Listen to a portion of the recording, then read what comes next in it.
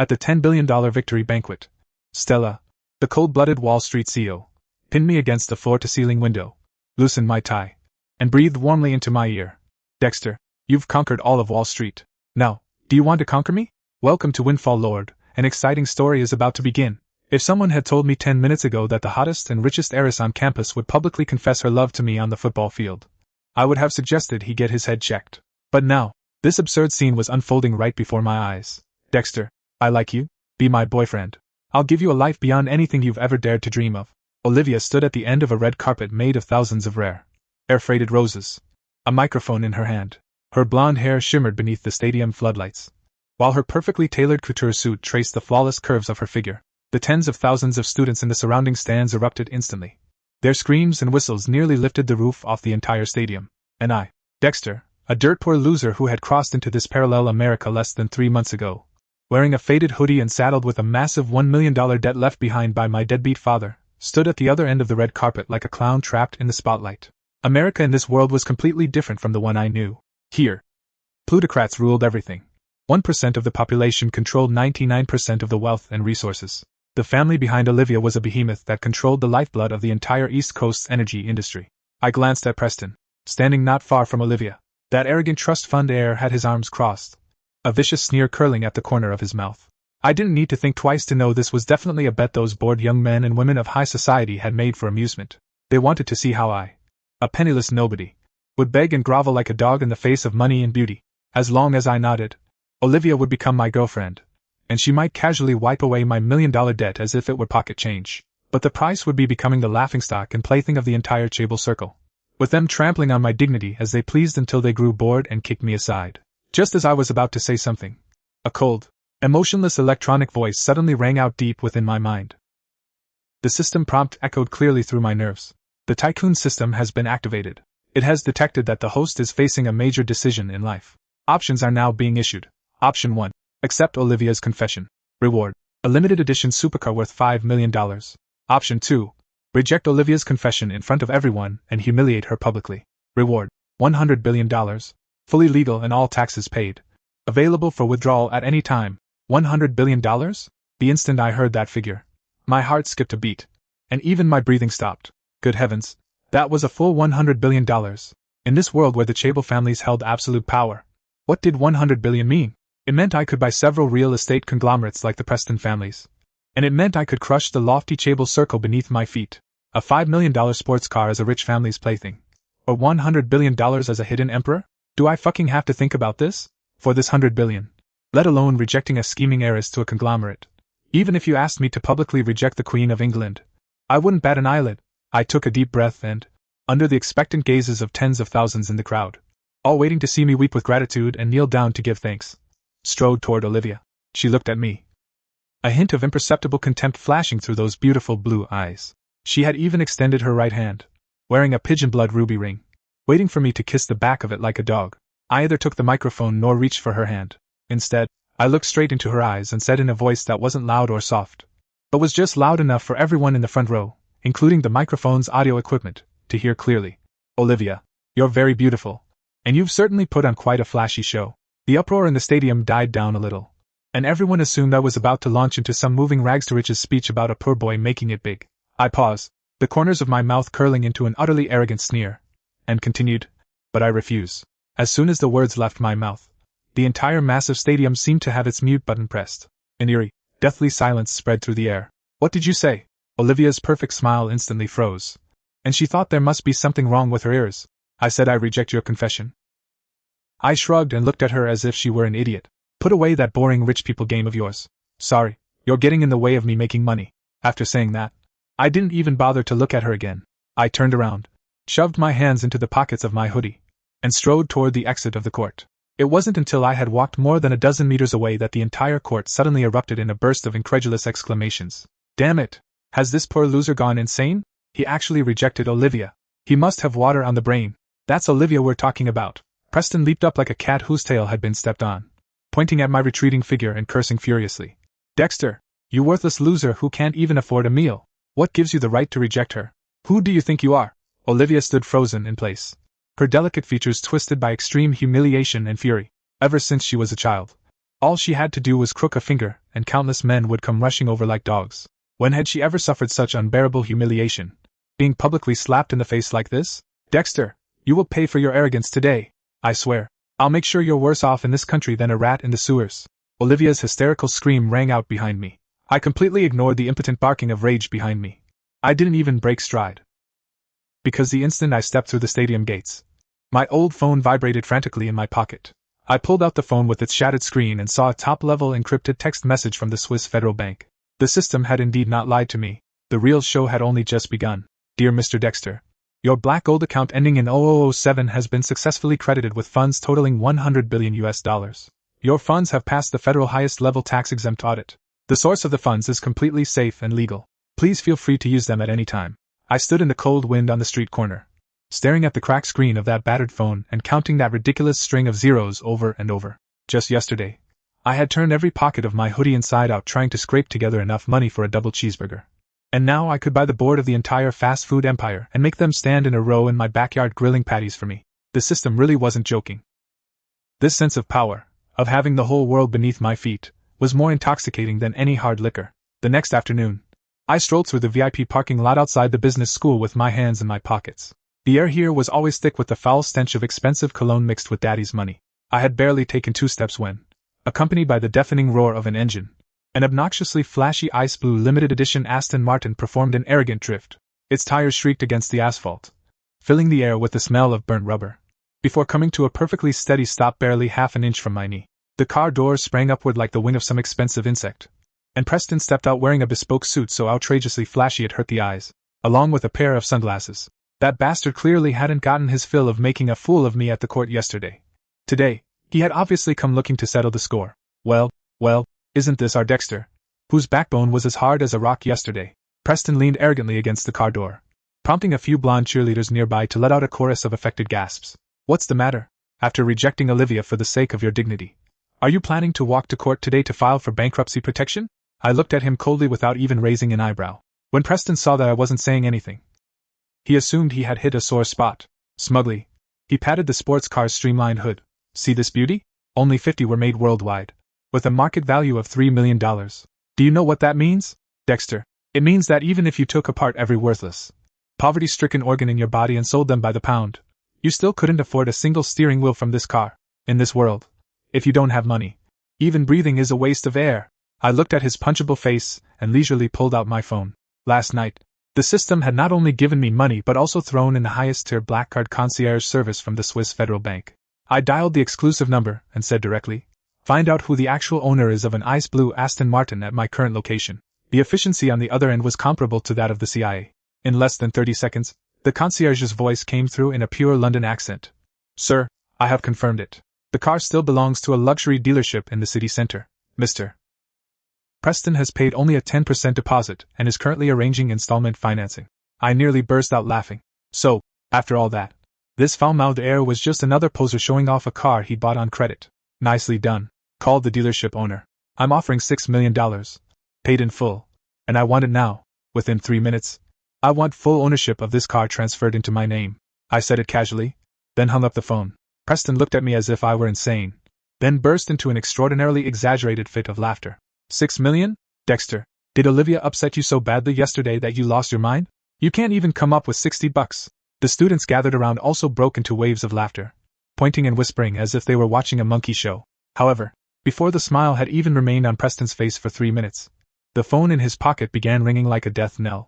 He answered irritably, but the next second, his face went from red to white, then from white to green, looking exactly like a ridiculous color palette. "What do you mean the car isn't mine anymore?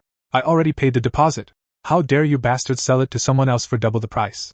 Hello? Preston raged helplessly into the phone, but the other party had clearly hung up without the slightest mercy. I couldn't be bothered to watch him stomp around like a clown. I walked straight over to a wealthy heir who had long since been left dumbfounded, and yanked a heavy titanium alloy golf club from his golf bag. Under the horrified, disbelieving gazes of everyone present, I dragged the club step by step toward the ice blue supercar. "Preston, you were absolutely right just now. In this world, having money really does let you do whatever you want." I swung the golf club up and, without the slightest hesitation, brought it crashing down onto that priceless windshield. Bang! With a deafening bang, the bulletproof glass instantly erupted into terrifying spiderweb cracks. "No! What are you doing?" You lunatic! Preston let out a shrill scream and tried to rush over to stop me as though his own father had just died. Get lost! I planted a heavy kick in his stomach, sending him staggering back several steps before he fell awkwardly to the ground. Bang! Bang! Bang! I swung the golf club repeatedly, smashing the streamlined doors, expensive side mirrors, and gleaming headlights into pieces. Carbon fiber fragments and shards of glass flew everywhere. By the time I stopped, the limited edition supercar that had been dazzlingly pristine just moments earlier had been reduced to a horrifying heap of industrial scrap metal. I casually tossed the bent golf club at Preston's feet, looked down at his face twisted with shock and heartbreak, and curled my lips into a malicious smile. Listen, Preston, I paid $6 million for this pile of scrap just to hear it make some noise. And by the way, the sound of shattering glass is a hell of a lot more pleasant than your incessant yapping. As I left the parking lot, Preston's pig-like screams still echoed in my ears. I pulled out a tissue to wipe my hands and casually tossed the tissue, stamped with Preston's footprints, into a trash can. Smashing the car had merely been an appetizer. The real feast was just beginning. Back in my shabby one-room apartment on the top floor of an old building, I pulled a dust-covered laptop from beneath the bed and quickly booted it up. My fingers flew across the keyboard as I logged directly into Wall Street's darknet trading platform. The system had granted me not only an inexhaustible supply of U.S. dollars, but also extraordinary financial intuition. The God to Wealth System's Financial Assistance module has been activated. Target locked. The Preston family's core business, Crown Properties. Scanning for vulnerabilities in the target's cash flow. 3 seconds later, the dense streams of data on the screen converged into a clear attack map. Preston's overbearing father had recently spent a fortune purchasing a prime plot of land in the city center, planning to build a landmark structure. But because the funds would take a long time to recoup, they had mortgaged nearly half of Crown Properties' shares to the bank for a high-interest loan. Their funding chain is now like a taut steel wire. One gust of wind could snap it. Perfect. I let out a cold laugh and picked up the phone connected to the black gold butler. Notified the trading team at the Swiss Federal Bank. In 5 minutes, short Crown real estate stock across the board. Dump every share we can borrow onto the market. I want to see their stock price plummet through the floor within half an hour of the opening bell. As you command, sir. 100 million in funds is ready, the butler replied calmly. At 9:30 a.m. New York time, the opening bell of Wall Street rang right on schedule.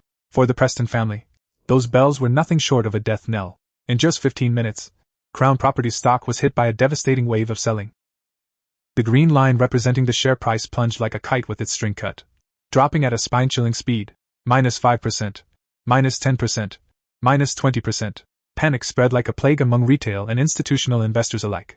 I leisurely sipped the instant coffee I had just brewed, watching old man Preston's face, twisted by anger and fear, appear on the live financial news broadcast on my computer screen. He was trying to reassure shareholders, but clearly, no one was buying it. Just as the share price hit rock bottom and was on the verge of being suspended from trading, I decisively issued my second order. Cast the net. Use 10 times the capital to snap up every bloodied share on the market. At the same time, contact the banks holding Crown Properties debt and tell them I'm willing to buy all their claims at a 20% premium.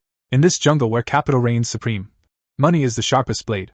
When $5 billion in cash flow crashed into the market like a tsunami, every line of defense proved utterly defenseless. Those profit-driven bankers did not hesitate for even a second before ruthlessly abandoning the Preston family. Just 3 hours, from the opening of the stock market to noon, this real estate empire that had dominated the East Coast for decades had been torn to pieces by me in the most savage and brutal way possible. Through a hostile takeover and debt-to-equity conversions, I had secured absolute control of 51% of Crown Realty. At 2 in the afternoon, wearing a casually purchased jacket and accompanied by my personal black gold butler, a sharp-eyed British gentleman with the bearing of an eagle, I pushed open the door to the top-floor conference room at Crown Realty's headquarters. Preston and his insufferably arrogant father were sitting at the long table, their faces ashen, looking as though they had just crawled out of their graves. Who let you in? Security.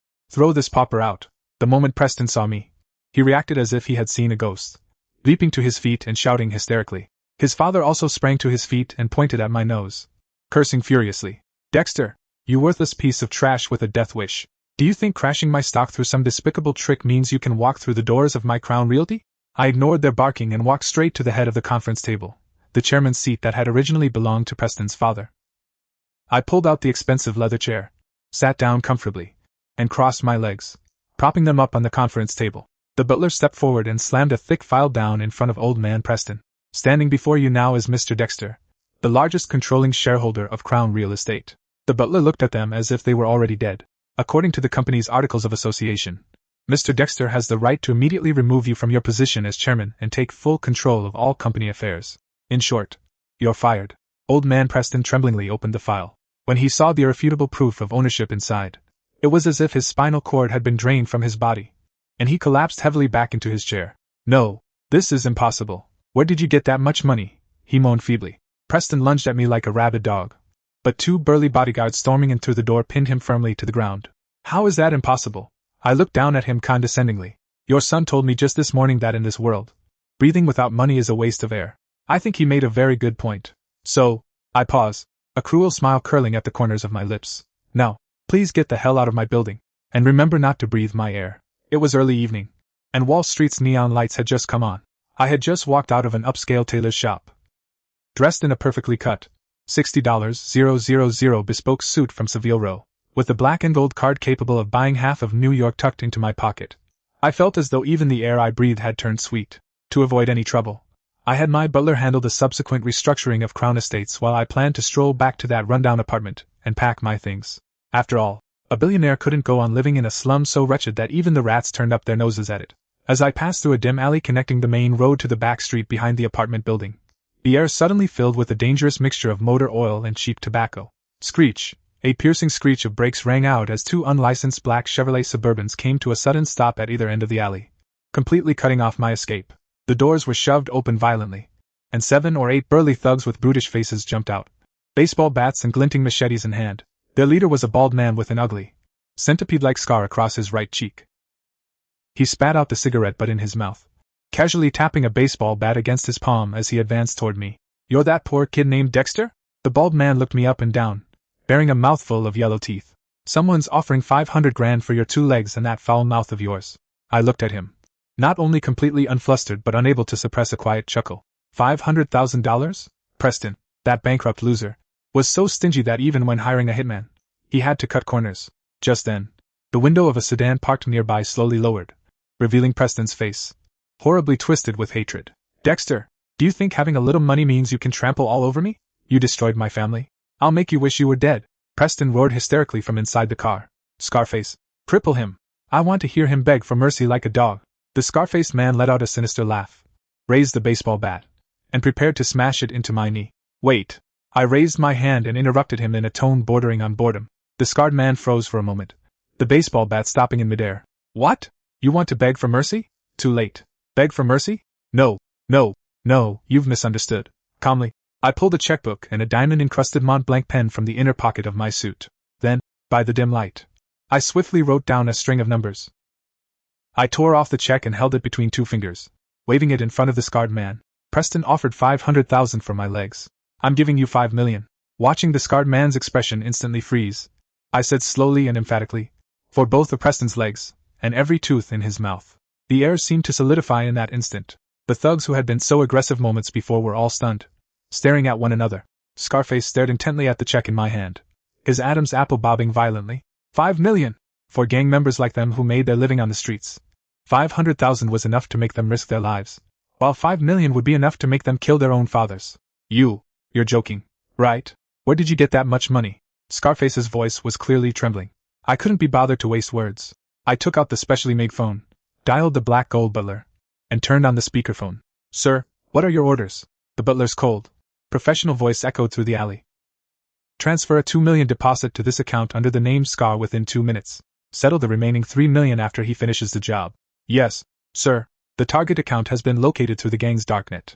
The funds are being transferred now. Just 10 seconds later, the phone in Scarface's pocket emitted a crisp transfer notification. Trembling, he pulled it out and stared at the long string of zeros on the screen, enough to make his heart stop. His eyes instantly filled with bloodlust, and he became greedier than a beast. He suddenly lifted his head. The murderous intent in his eyes was gone, replaced by absolute fanaticism and obedience. Boss, your money smells amazing.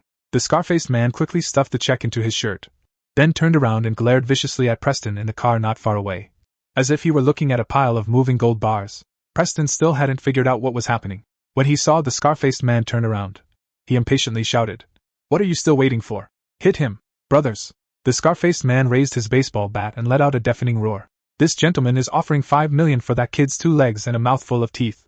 Get to work!" As soon as the words left my mouth, 7 or 8 burly men pounced on Preston's car like a pack of wolves that had caught the scent of blood. "Why you? What are you doing? I'm your employer. Let go of me." "Ah!" The car door was yanked open, and Preston was dragged out like a helpless chick. Moments later, the alley echoed with the bone-chilling sound of cracking bones and his piercing screams. I paid no attention to the nauseating scene. I simply straightened the slightly wrinkled cuff of my suit's sleeve and turned to walk out of the blood-soaked alley. When it comes to money, loyalty is nothing more than the price of betrayal being too high, and I happen to be the person with the most to offer. After sweeping Preston and his family into the sewers like garbage, I moved into a premier estate on Long Island spanning 200 acres. Complete with a private helicopter pad and an 18-hole golf course. It had once been the love nest of a bankrupt tech mogul. Now, it was my new beginning. But I knew perfectly well that the Preston family was merely a peripheral player in the East Coast financial elite. The one who truly disgusted me was Olivia, who had humiliated me in public, along with the behemoth behind her that controlled the lifeblood of the energy industry. To bring them down once and for all, money alone wouldn't be enough. I also needed a blade sharp enough to rip through Wall Street's defenses. And that blade was sitting in my drawing room at that very moment. Stella Vanderbilt. I leaned back on the spacious leather sofa, swirling the bourbon in my glass as I studied the woman sitting across from me. She wore a white pantsuit of minimalist tailoring yet breathtaking sensuality. Her long golden hair was meticulously pinned up at the back of her head, revealing an elegant, swan-like neck. Her face was strikingly beautiful in an almost aggressive way, especially those icy blue eyes, which seemed capable of seeing through to the deepest desires and fears in a person's heart. All of Wall Street knew that Stella was an emotionless, cold-blooded creature. At 25, she took control of the Vanderbilt consortium, and in just 3 years, she had swallowed up 3 competitors, earning herself the nickname the Black Widow of Wall Street. Mr. Dexter, the speed of your rise is truly astonishing. A week ago, you were still worrying about making rent. Now you command assets worth tens of billions. Stella crossed her long, slender legs, her voice as cold as ice striking glass. I'm not interested in the source of your funds, but I need to know exactly why you invited me here. My time is worth $100,000 a minute, so I hope you won't waste it, Miss Vanderbilt. You're refreshingly direct, so I'll get straight to the point. I set down my glass, leaned forward, and fixed my eyes on hers. I want you to help me completely short the Olivia family's energy conglomerate. A flicker of surprise finally crossed Stella's perpetually icy expression, but it immediately turned into a mocking, cold sneer. Dexter, do you think bringing down some second-rate real estate company has made you invincible? The Olivia family's energy conglomerate is worth over $500 billion in market capitalization. Their financial defenses are impregnable, and they have deep connections in both political and business circles. You want to short them? That's sheer fantasy. Stella rose, seemingly preparing to leave. Is that so? I didn't get up. Instead, I picked up a remote from the coffee table beside me and pressed the button. The floor-to-ceiling windows covering the entire wall of the reception room instantly transformed into a massive projection screen. Displayed across it in dense detail were the financial condition of Stella's Vanderbilt consortium, its hidden debts, and several secretly ongoing overseas acquisitions facing severe funding shortages. Stella's footsteps came to an abrupt halt. She turned around, and for the first time, shock and a trace of barely perceptible panic appeared in her ice-blue eyes. How did you get this confidential data? I did not answer her question. I simply continued switching between screens with the remote. Miss Vanderbilt, your conglomerate may look prosperous on the surface, but in reality, your cash flow is already stretched to the limit, isn't it? If those overseas acquisitions fail, your conglomerate will face the risk of bankruptcy. What you need most right now is a massive and completely unrestricted cash flow. I rose to my feet and walked over to her, looking down at her from above. The system had given me not only wealth, but also a God's eye view that allowed me to see through every loophole in finance. You're right. The Olivia family is a behemoth, but as it happens, I have enough explosives in my hands to blast their fortress apart. I snapped my fingers. The black and gold butler, who had been standing outside the door all along, pushed the door open and entered, carrying a black metal briefcase. He walked over to Stella and opened it. Inside lay a funding certificate issued by the Swiss Federal Bank and jointly signed by 10 top independent auditors. Stella hesitantly picked up the document, her eyes sweeping over the long string of absurdly large zeros. Her pupils contracted instantly, and her breathing even seemed to stop for a brief moment. 50 billion? And this is just a bearer cash check that can be used at any time? Stella raised her head, disbelief written all over her proud face. In this Wall Street, rife with false prosperity and mortgages, no more than 3 people could produce 50 billion in cash at once. This is just a little gift to mark our meeting, I said calmly. As long as you agree, we'll be allies. You can use this 50 billion interest-free to help resolve the crisis you're facing. Once we join forces to dismantle the Olivia family's energy conglomerate, we'll split the profits 50-50. Stella stared at me intently, her chest heaving violently. She was a smart woman and understood perfectly well what a crazy yet enticing proposal this was. More importantly, she knew that if I could uncover her financial secrets, I also had the power to make her entire conglomerate vanish overnight. In the face of overwhelming capital, all pride and ruthlessness seemed pale and powerless. A few minutes later, Stella took a deep breath and placed the proof of funds back into the briefcase. Ambition and fervent desire once again ignited in her ice blue eyes. She took the initiative to extend her slender, fair hand toward me. Deal, Dexter. From now on, I'll be your sharpest blade. I took her hand. It felt cold to the touch, yet full of strength. Pleasure doing business with you, my queen, I said with a smile. A month had passed since Stella and I formed our alliance. During that month, Wall Street appeared calm on the surface. But I knew it was merely the dead silence before the tsunami. After my injection of $50 billion in cash flow, Stella's conglomerate quickly escaped its debt crisis and began operating at full speed like a precision war machine. We have only one objective: Olivia's family's core business, Whale Energy. Early that morning, I was sitting in the estate's supercomputer center. Real-time data from the world's major stock markets flickered across the enormous circular screen wall. Stella sat beside me, her fingers flying across the keyboard. Not a trace of emotion showed on her stunning face. Her eyes were as cold as polar glaciers. Dexter, are you ready? Stella asked without looking up. The 60 million shares of Whale Energy we borrowed through offshore shell companies are all in place. At your command, we can dump them all onto the market within a second. I took a sip of espresso, a cruel smile curling at the corners of my mouth. Do it. Let that high and mighty peacock experience what it's like to fall from the clouds into the mud. Exactly 10 a.m. New York time. Without warning, a massive wave of sell orders suddenly flooded the market. The stock price of Whale Energy plunged straight down in an instant, as if it had fallen off a cliff. Minus 10%. Minus 15%. Minus 25%. Wall Street traders screamed frantically as telephone bells rang one after another, turning the entire trading floor into utter chaos.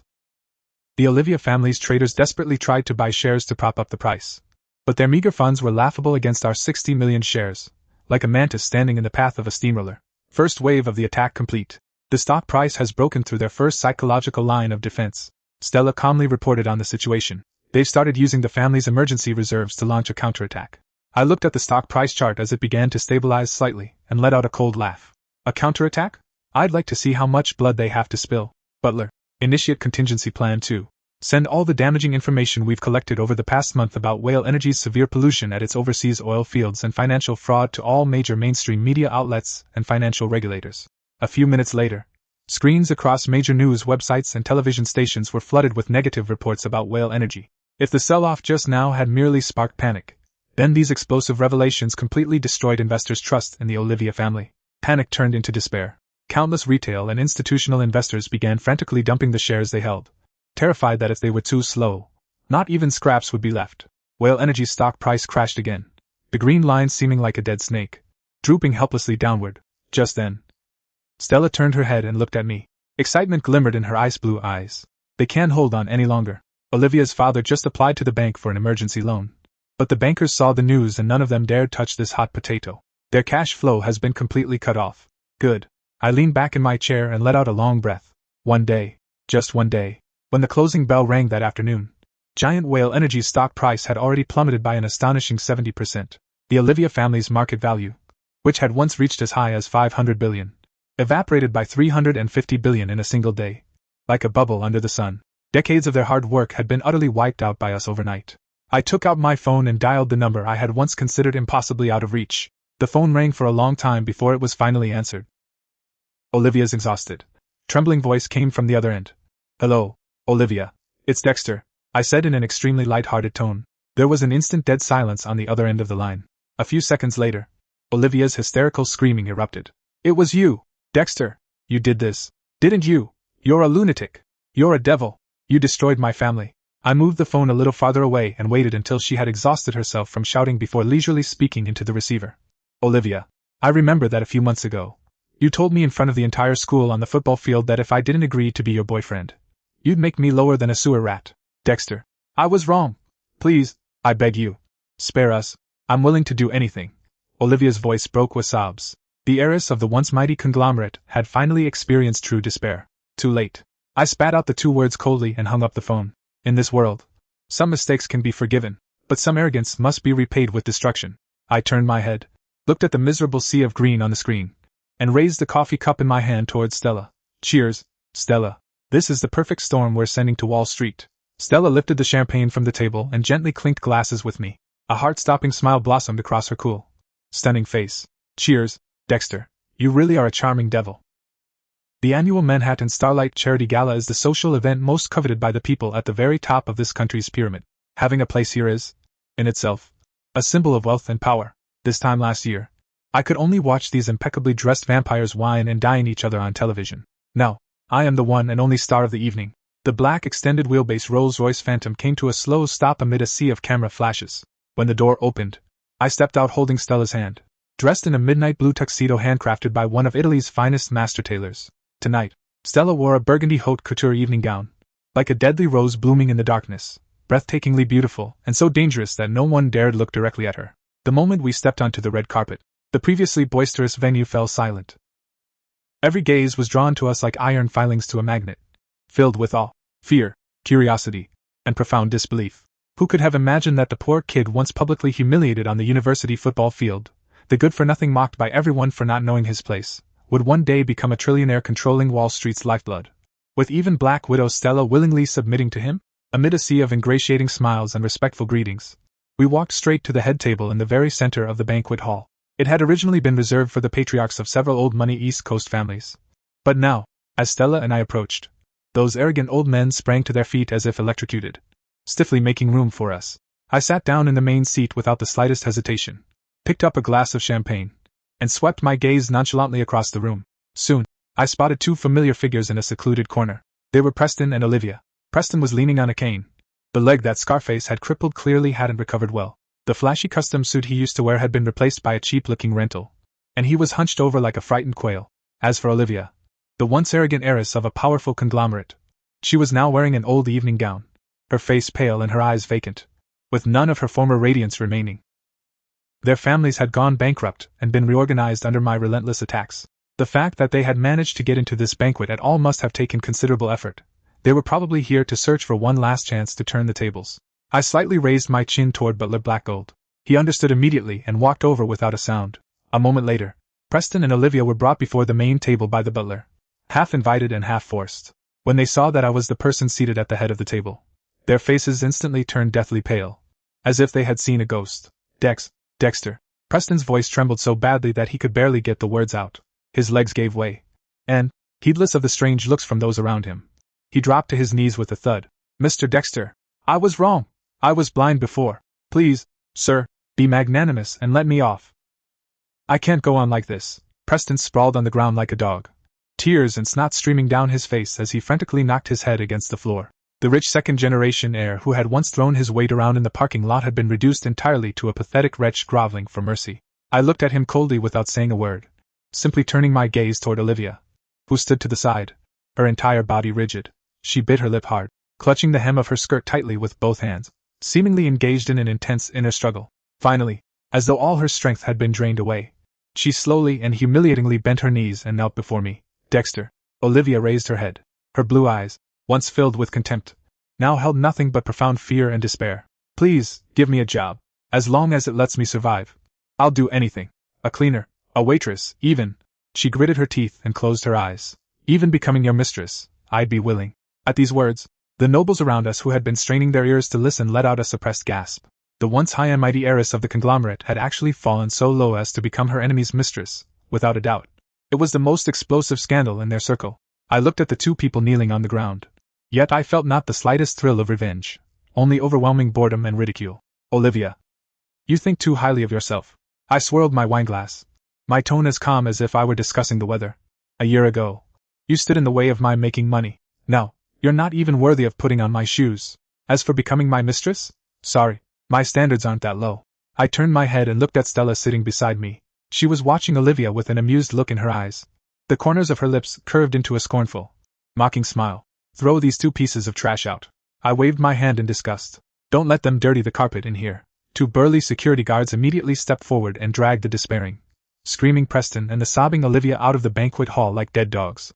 As the doors closed again, the entire banquet hall fell into a deathly silence once more. All the powerful figures held their breath and looked at me with an almost godlike reverence. I knew that from this moment on, I was no longer a nouveau riche upstart who had struck it rich through the system, but the undisputed hidden emperor of this country. They not only revered my wealth, they also feared my methods. I raised the wineglass in my hand and gave the pale-faced dignitaries throughout the room a faint smile. Everyone, Enjoy tonight's feast to the fullest. 3 months later, Manhattan's tallest building, the former headquarters of Leviathan Energy, had officially been renamed the Divine Authority Center. Standing before the floor-to-ceiling window on the top floor of this 100-story skyscraper, I gazed down upon New York's entire steel jungle as it cowered beneath my feet. Outside, torrential rain pounded furiously against the blast-proof glass, while inside the lavish top-floor office, only gentle classical music and the rich aroma of Romani Conti drifted through the air. This morning, the final liquidation proceedings against the Preston family's crown properties and the Olivia family's Leviathan Energy officially concluded. These two financial dynasties, which had once wielded immense power along the East Coast, had been devoured by my capital behemoth until not even bone fragments remained. Sir, the butler in black and gold had appeared silently behind me.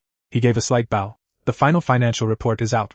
After absorbing the two major financial conglomerates, your total assets concealed behind offshore islands and foundations worldwide have surpassed $3 trillion.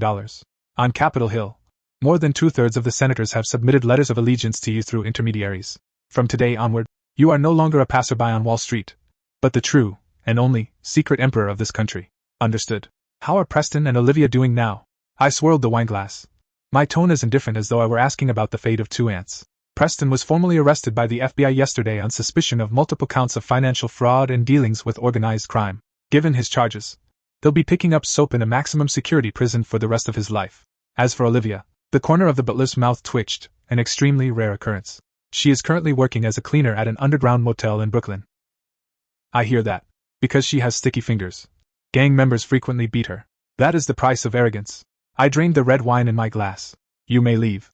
I'd like to be alone for a while. Yes, my queen. The butler used a deeply symbolic form of address and respectfully withdrew from the office. The heavy oak doors slowly closed behind him. However, less than a minute after the doors closed, someone pushed them open again, accompanied by the crisp clicking of high heels against the marble floor. A dark yet alluring fragrance wafted in. I did not turn around, because in this world, there was only one person who now dared to enter my domain without knocking. Stella. Today, she wasn't wearing her signature icy professional suit. Instead, she had changed into a black silk evening gown with a plunging neckline. The silky fabric clung to her flawless curves like a second skin, while her long golden hair fell lazily over her fair collarbones. The Black Widow, once so ruthless and cold-blooded that she had terrified all of Wall Street, now exuded a deadly, blood-stirring feminine allure.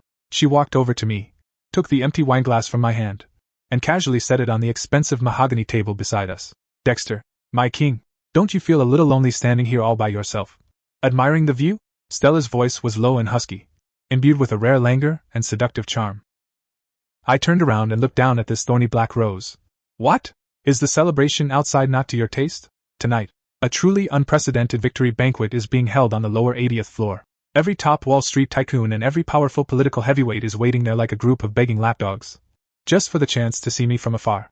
Looking at those useless leeches who do nothing but wag their tails and beg for mercy makes me sick. Stella extended her fair arm and gently wrapped it around my neck. Her icy blue eyes, seemingly capable of seeing straight through people's hearts, now burned with undisguised fervor and submission. Dexter, you did it. In less than half a year, you completely crushed this lofty world of plutocrats beneath your feet. You proved that in this world, you are the one and only absolute ruler. Her breath brushed against my chin, carrying a hint of the fiery scent of alcohol. I reached out and wrapped my arm around her slender waist, yanking her toward me. Stella let out a startled cry, her soft body pressing tightly against my chest. Half the credit belongs to you as well, my ally. I looked into her eyes, a wicked smile curling at the corners of my lips. I told you, we'd split the profits 50-50. No, I've changed my mind. Stella lifted her chin, her eyes filled with the moth-to-flame-like resolve and infatuation of one willing to throw herself into the fire. In this world, the smartest investment is to stake everything on a deity. My conglomerate, everything I own, including myself, from now on, it all belongs to you. With that, the usually aloof and exalted blood-soaked queen, whom countless financial tycoons could only look up to, voluntarily rose onto her tiptoes and fiercely pressed her tender, luscious red lips against mine. It was a kiss brimming with aggression, yet marked by absolute submission. She had set aside all her defenses and pride, like a devout believer offering the most precious sacrifice to the one true God she worshipped. The torrential rain outside the window grew even more ferocious, thunder roaring as if all of New York were trembling in celebration of the coronation of the new king within this building. I held the breathtaking beauty in my arms and kissed her passionately. Deep in my mind, that long-lost electronic mechanical voice rang out once more. Ding! It has been detected that the host has completely taken control of the current plane's core economic lifeline, achieving the Hidden Emperor achievement. The ultimate module of the godly tycoon system has been unlocked. Your journey has only just begun. I opened my eyes and gazed at the steel jungle outside, the city I had utterly conquered. An ambition to look down upon the world flickered in my eyes. Hundreds of billions of dollars? That's merely the first shot I've fired in this Chable world. This world will ultimately bow down completely at my feet. The end.